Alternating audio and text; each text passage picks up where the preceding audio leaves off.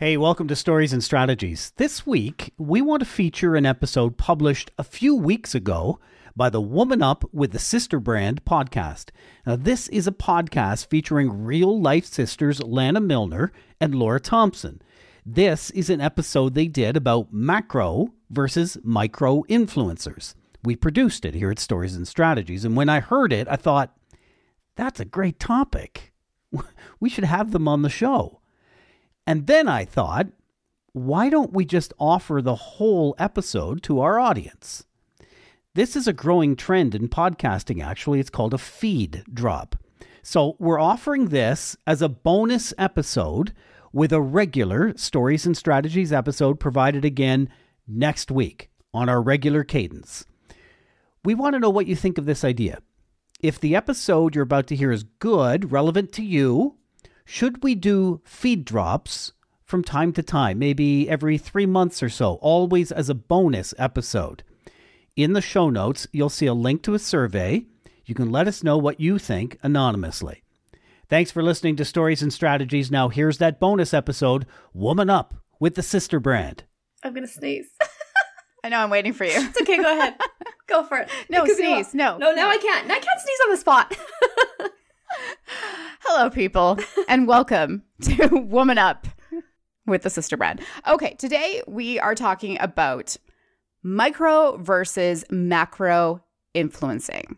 So we all know that micro influencing is a big buzzword right now, but there's a reason for that, and that is because it's trending for 2023. Well, and so many people in business, they need that push. It is a trend because our businesses nowadays are so heavily put in social media that we need those influencers. And this is the way that social media works now. So trying to get the right influencers and figure out how to do this, it's a mess. It's a gong show. It really is. It's a beast. And yeah. It really is a beast.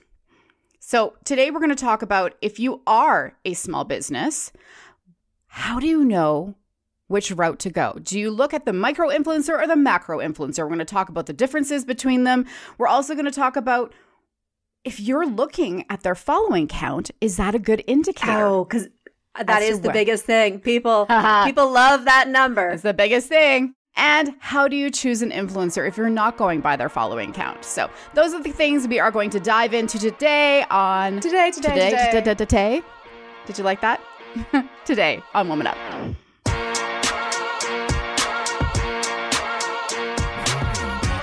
All right, we are talking all things influencer today. And there's a lot of different types of influencers. So I had to actually Google it because I wanted to know exactly what the parameters are. But you might have heard of them. Like, Laura, a micro influencer. How many followers do you think you have to be called a micro influencer? Well, there's so many different metrics out there. But I mean, realistically, it's between 1,000 and 100,000 followers. I mean, 100,000 people is a lot of followers.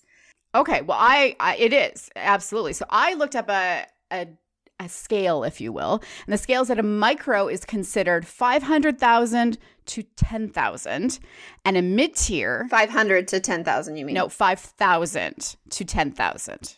You said 500,000. Oh, did I? Let's get our numbers right.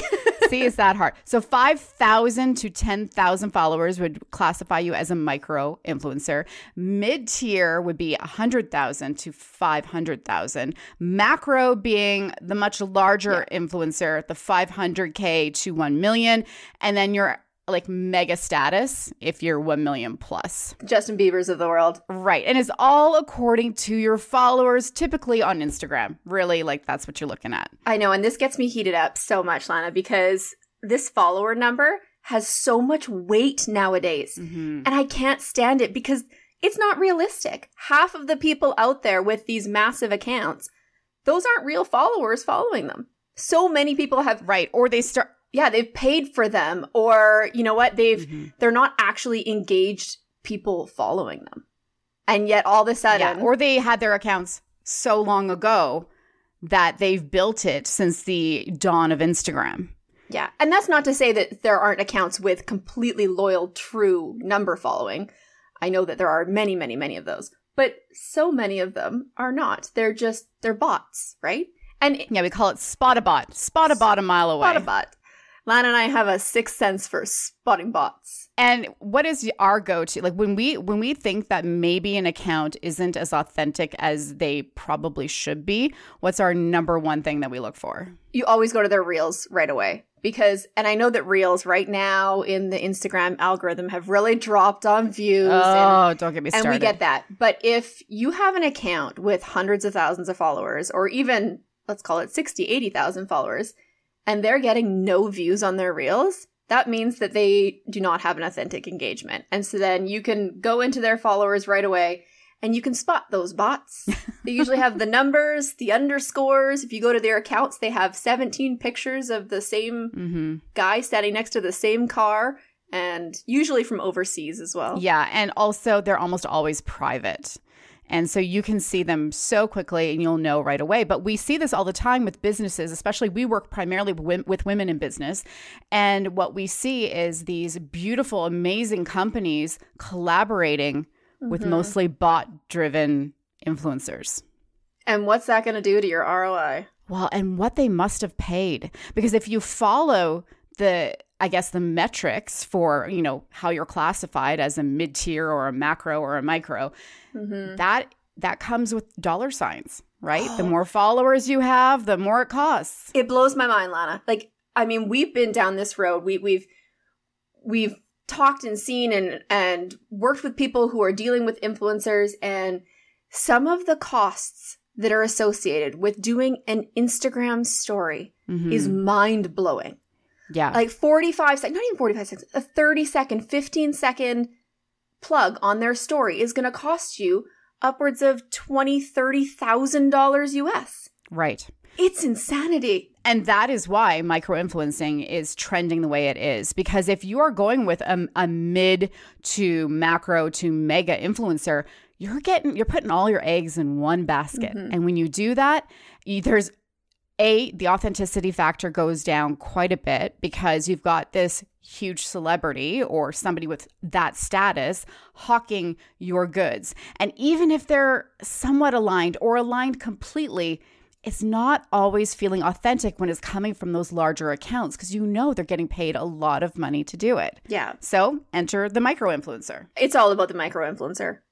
All of these smaller accounts, you know what? There's so much authenticity and loyalty too. You find a micro-influencer and you want a brand partner with them, they are going to go above and beyond. And some of these bigger accounts, they don't have the time, or I hate to say it, a lot of time they don't have the care to really give your brand what it deserves and the work that you're putting in. This is your baby. You're working so hard for it. And then you get the big ones out there and they're just getting paid. So it's a payday. A payday, exactly. Well, according to Forbes.com, micro-influencers boast up to 60% increased engagement.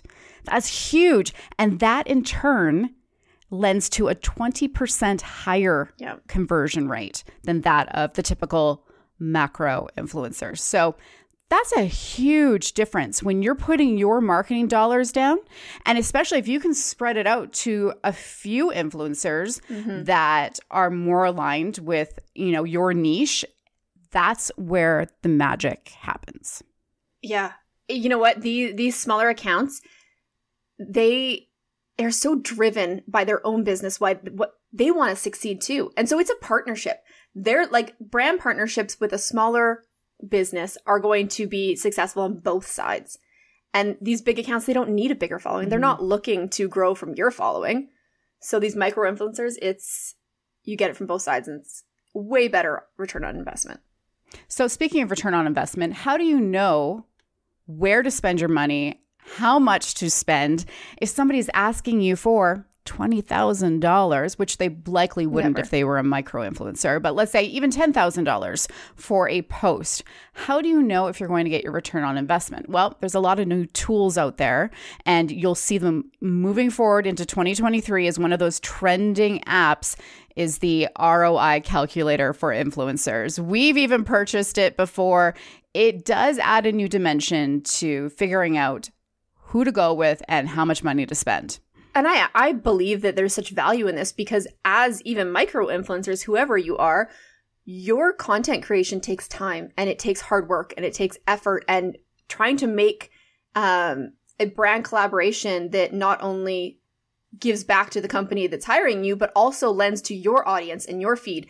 It's difficult. It's not an easy task. And so you should be paid accordingly. And so there's tons of these new calculators out there where you can input your views and your reach and all of those metrics that you can see in Instagram. And it will give you a number that you should be charging for your influencing. Yeah, people should follow us on Instagram. Maybe we'll post one. All right. So how do you choose an influencer then? If you're really concentrating on your niche and what you're selling, what should you be looking for when looking for that perfect influencer? You know what? I think that it's not an easy thing and you shouldn't take it lightly. Mm-hmm. That would be my biggest advice, is that don't just jump to be like, oh, I'm going to do a brand collab with you, and oh, I'm going to get you to do influencing. Mm-hmm.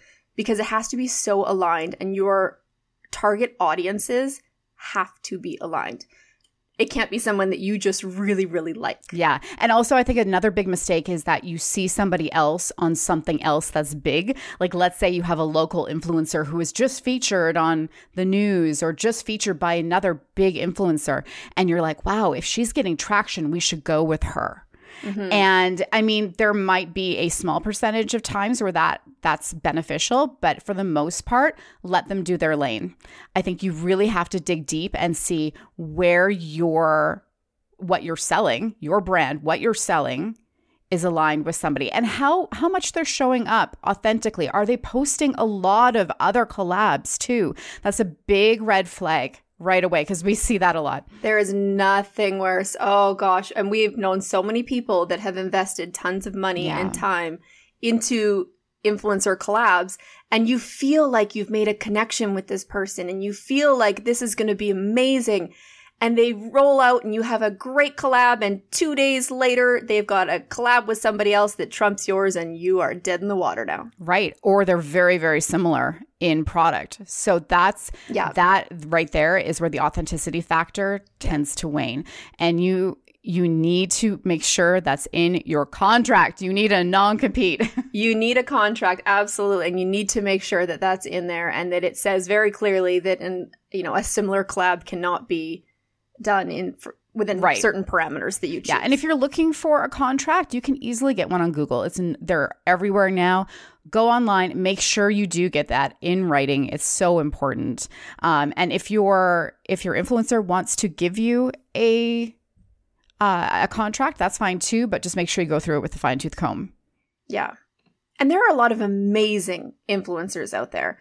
We've seen people that have really done a number on, I mean, we're living proof of this. Jillian Harris, right? She did it for us out of the kindness of her heart. She posted our woman up, and literally within our phones, Lana, do you remember that moment? Ding, ding, ding, ding, ding. Order, order, order, order. Yeah. And it was unreal. I think we had over 500 orders within 24 hours. And for us, that was massive.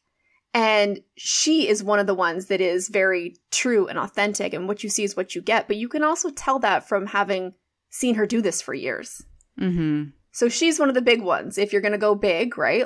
It's people that are like that. Yeah. And as long as it's aligned with your niche. Absolutely. Okay. So number one, how to choose an influencer. Look for somebody who is aligned with your niche, knows what they're doing, isn't hawking something different every second day, and look for that 5,000 to say 20,000 range for your following. And dive into their followers, see who's following them, see what their Reels reach is like. The ratio shouldn't be insane for views to followers. What do you think that ratio should look like? You know what? If somebody has 10,000 followers, they should be getting Reels views reaches of probably 2,000 and up. That would be reasonable. Right now we're in the Reels dive. Yeah. So the metrics are all over the place. But right now, when Reels views aren't getting very good views, that would be a pretty decent ratio. Okay. If I was going to consider a macro influencer, why should I or shouldn't I? Again, just completely aligned with your brand. And if you've got the money to spend on a macro influencer and you know somebody that just feels so right for your brand, do it. Absolutely do it. Mm-hmm. But have those conversations. Ask the questions. you are allowed to ask to see their analytics. I want to see what your reach is like. They don't have to give you their back end, but they can take screenshots of what their views are from the back end of their Instagram. And number one thing not to go off of when looking for a micro influencer or a macro influencer. Right away, the initial number, the follower number, the count. Every time. Because it's not always correct. Yeah, I thought we'd share the story of when we met Caitlin Bristow here last year. She, of course, was internet famous. She's from the Edmonton area, so from our area. She went on to Dancing with the Stars. She's been on The Bachelorette. So she's got a huge following. And when we chatted with her, she had mentioned that at one point in her career, she was offered an absurd amount of money to rep, I believe it was like a tea company, and almost every single bachelor or bachelorette that comes off of that show is offered the same amount of money. And she was like, heck yeah, I want to take that. But she had a friend named Penny who is in the industry, and she said, hell no. Don't you dare do it. She said, it's not aligned with you. You do not rep tea companies, or whichever it was. I can't remember now, but she said that is so off-brand for you, and it will be suicide. Yeah. And so she didn't do it. And she wanted to. Best. Yeah, she wanted to. She's like, I'll poop my pants for 3 days if you're going to line my pockets with a few grand. But good thing she didn't, because now she has collabs all over the place. And I think that's such a valid point, too, to the opposite side of what we're talking about. We're talking about hiring the influencers. But what about the people that are wanting to get into influencing and doing that? You know, you see so many people, and a lot of them are micro influencers that are just taking the collabs because it's a paycheck. Yeah. But you have to align yourself. If it's not on your brand, it's not going to be seen as authentic. Well, and I think for this particular company, I'm not going to name them. I know what their name is, but I think it was a bit of a branding suicide for them, because it became so overdone that you knew that every single one of these so-called celebrities coming off these shows were going to rep this brand and talk about how great it was and how flat their stomach feels and all the things. I was going to say, it's because that's all they got to drink on the show is tea. Yeah, there's no eating on The Bachelorette. Ever. So it's a really great, I think, case in point for how being choosy is really important for both sides of the spectrum. Yeah, if you're also an influencer, be choosy. And don't choose an influencer that is just always pushing the next best thing. And there are also so many sites out there that you can go to. Like one, for instance, would be Social Blade. Mm-hmm. You can sign up and you can type in someone's Instagram handle, and they basically give them a rating. They give them an A+, B-, whatever it is. And they tell you their engagement rate. They tell you all their metrics. And those are really helpful. So if you are looking to collab with somebody, those are the kind of platforms that we would suggest checking out too. Yeah, and we use it quite often too, just when we're investigating other companies that we're working with.